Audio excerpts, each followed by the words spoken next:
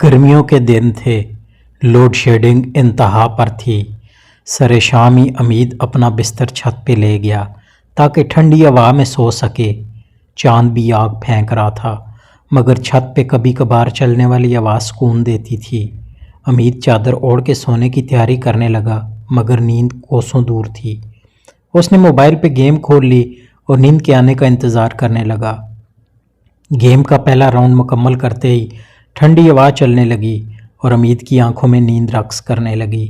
हवा के आने से पहले पसीने से उसका बदन भीग चुका था और प्यास की शिद्दत से उसका अलग सूख चुका था, मगर बुला का सुस्त होने की वजह से उसको सहन में रखे पानी के घड़े मीलों दूर पड़े नज़र आ रहे थे।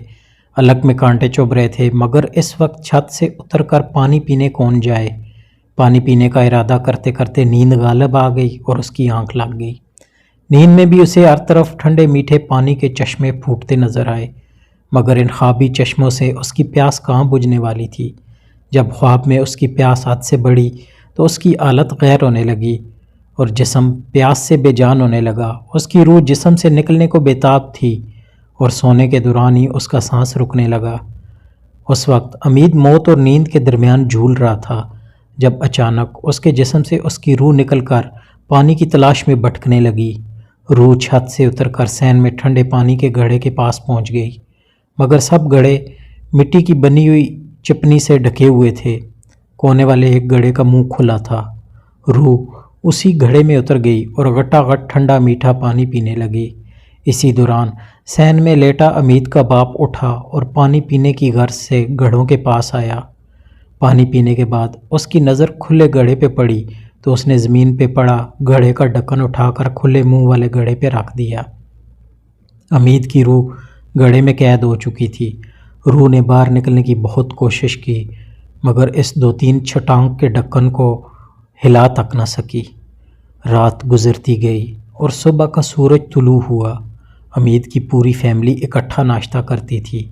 अमीद की अम्मी ने अमीद के छोटे भाई को छत पे भेजा कि जाके अमीद को जगाए, जो कि आज खिलाफ मामूल टाइम पे नहीं जागा था। अमीद का भाई छत पे गया तो अमीद का जिस्म बेजान पड़ा था।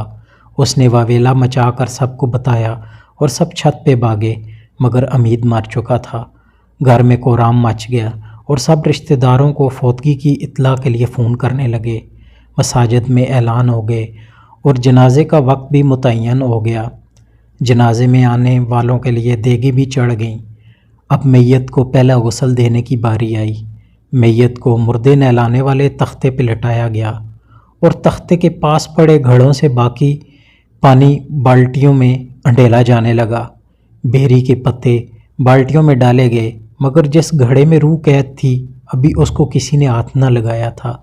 जब गुस्ल मुकम्मल हुआ तो मैयत को कफन पहनाया गया। कफन पहनाने के दौरान एक बंदे को प्यास लगी। वो पानी पीने के लिए उस घड़े की तरफ बढ़ा जिसमें रूह कैद थी। जो ही उसने घड़े का ढक्कन उठाया, अमीद की रूह को रिहाई मिली और वो सीधा अमीद के जिस्म में जा घुसी।